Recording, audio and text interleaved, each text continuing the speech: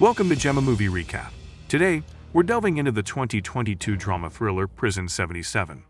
Set in Barcelona's Modelo prison in 1977, it follows Manuel, a young accountant facing a seemingly disproportionate 6 to 8 year sentence for embezzlement. Teaming up with his cellmate Pino, he joins COPEL, a collective advocating for prisoners' rights and amnesty, igniting a battle for freedom that challenges the Spanish prison system. Inspired by real events, this story explores friendship, solidarity, and the pursuit of liberty amid changing times. Let's dig deep beneath Prison 77. But before we start, please support our channel by subscribing and click the bell icon for future notifications. Now, let's start. In 1976, Spain introduced a group of new prisoners to a daunting facility, including Manuel, a young man facing his first taste of the harsh prison reality. His initial encounter with a 16-year-old inmate named Ruby highlights the prison warden's brutal demeanor, even towards minors. When Manuel tries to defend Ruby, he's met with a harsh slap. Before being assigned to their cells, all prisoners undergo a degrading process of undressing and thorough inspection. Manuel faces a tough decision when a warden named Domingo offers to buy his clothes for 250 pesetas, and refusing might lead to someone taking them by force. As the discomfort continues, Manuel finds himself without a mattress due to the inability to pay 250 pesetas and without proper bathing facilities, making his early days in prison a challenging ordeal. Without a proper bath, he suffered from a relentless lice that mercilessly bit him all over. Manuel's sleep deprivation left him looking pale, and his complaints about not being allowed to shower fell on deaf ears when he confronted the prison warden.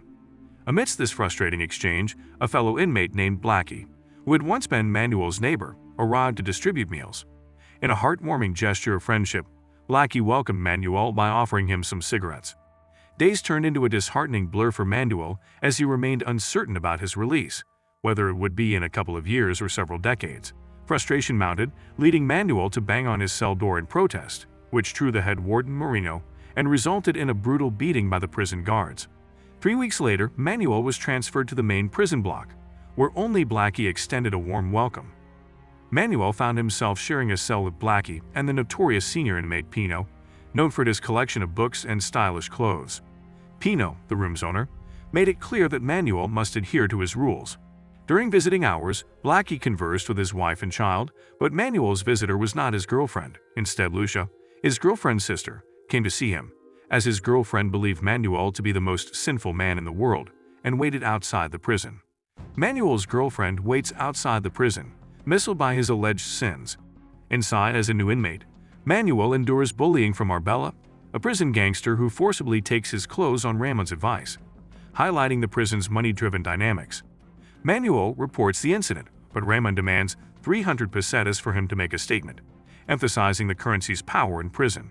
Fortunately, Andres intervenes, providing Manuel with free clothing and introducing him to Dr. Boni, a former criminal-turned-doctor who reveals the prison's injustices and the dominance of money as the true form of justice.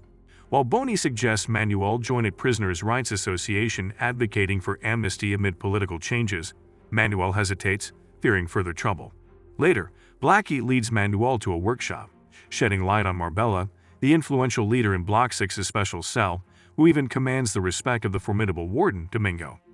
During another visitation day, only Lucian identifies herself as Manuel's girlfriend with the assistance of a priest. Their brief meeting sheds light on Manuel's imprisonment for alleged embezzlement, with his boss's son shifting all blame onto him. The next day, a prisoner uproar demands amnesty as a response to the prison system's long-standing cruelty. Yet, Blackie and Pino dismiss it as a dream, believing the prison guards maintain control despite external support. Dr. Boni instructs Manuel, under the guise of a medical examination, to write amnesty on numerous papers using his non-dominant hand to avoid detection by the guards, a task Manuel diligently carries out in the days that follow. Amid his constant yearning for family, Blackie's 20-year sentence weighs heavily on him. However, a shocking turn of events unfolds when Blackie, along with inmates Emilio and Blaines, is apprehended by guards following the discovery of an escape tunnel in the kitchen. During her next visit, Lucia brings Manuel a newspaper reporting on his struggle, revealing the formation of prisoner defense groups outside the prison and demonstrations at its gates. Protesters release a chicken carrying an amnesty message into the prison, much to the amusement of the inmates, including Pino. Surprisingly, Pino, who was previously indifferent to the prisoner's cause, asks Manuel to register him as a member of the Prisoner Rights Association (PRA). As a newfound advocate, Pino takes action by expelling Campos, the informant, and his associate from their block, as they were the eyes and ears of the guards. In June 1977, during the first Democratic elections, Pino, Boney, and Manuel visit Marbella in Block 6, where they encounter Ruby, the boy Manuel had assisted earlier in the movie. Pino invites Marbella to join the PRA and plan a large-scale riot to gain media attention by burning down the prison. Marbella declines, fearing harm and the loss of his prison luxuries. Pino, undeterred, presents a ring that once belonged to Marbella's son, revealing that the warden Domingo ordered the son's murder. Enraged by this revelation, Marbella abandons his former comforts and commits to seeking vengeance for his son's death. Upon returning from Block 6, guards deliberately ransack Pino's and Manuel's cells, confiscating their neatly arranged book collection and setting it ablaze in the prison yard as a warning against Pino's actions. The following morning, after meal distribution, a prisoner feigned an epileptic seizure as part of a plan to take a warden hostage. Led by Pino and Boney, the inmates initiated a grand scheme, destroying the prison and setting it ablaze.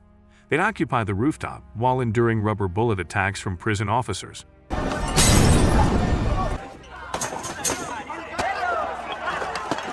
Their struggle garnered citywide support, prompting Arnold to return to the prison for negotiations.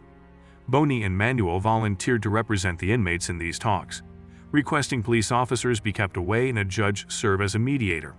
After an agreement was reached, the detainees surrendered, only for one prisoner to recognize the judge as an undercover prison officer, leading to a brutal assault by the guards.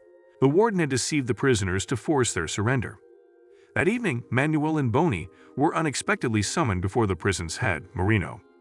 Manuel was coerced into signing a document requesting a prison transfer, with the promise of immediate release after serving a 2-year sentence. Refusal would mean facing prosecution for rioting, potentially adding a decade to his sentence for each violation.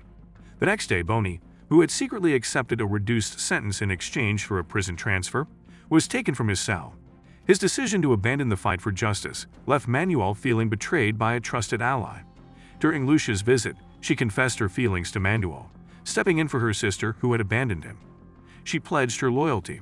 That night, Manuel and Pino mysteriously disappeared, with no one aware of their whereabouts. Blinded and taken to El Espinar prison, known for housing serious criminals on the Spanish border, they were injected with a paralyzing drug to prevent them from stepping on the floor. Enduring beatings and harsh rules, their frustration grew.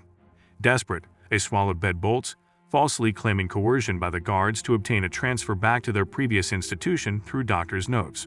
2 weeks later, Arnold returns with news that the new government will review the crimes committed by the prisoners. However, Manuel's focus shifts from the amnesty application to when his trial will commence.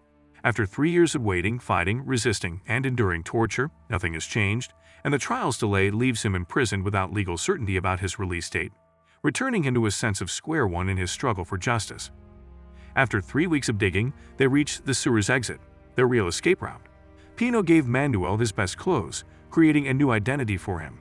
On the big day, with only one guard on duty, Ruby took the guard hostage while Pino and Manuel took an alternative route to freedom, changing into upscale attire before emerging. Others weren't as lucky. Some prisoners were caught, but Manuel and Pino boarded a bus, traveling for 5 hours before parting ways, with Pino secretly slipping money into Manuel's shirt pocket, offering him a chance at a new life with Lucia. Thank you for joining us in this movie recap. We trust you've captured all the key plot details and enjoyed revisiting the storyline. If you enjoyed the video, please consider giving it a thumbs up and sharing your thoughts in the comments section below. Don't forget to subscribe to our channel for additional movie recaps and thrilling content. Your support inspires us and empowers us to create more fantastic videos like this. We genuinely appreciate your viewership and stay tuned for more recaps arriving shortly.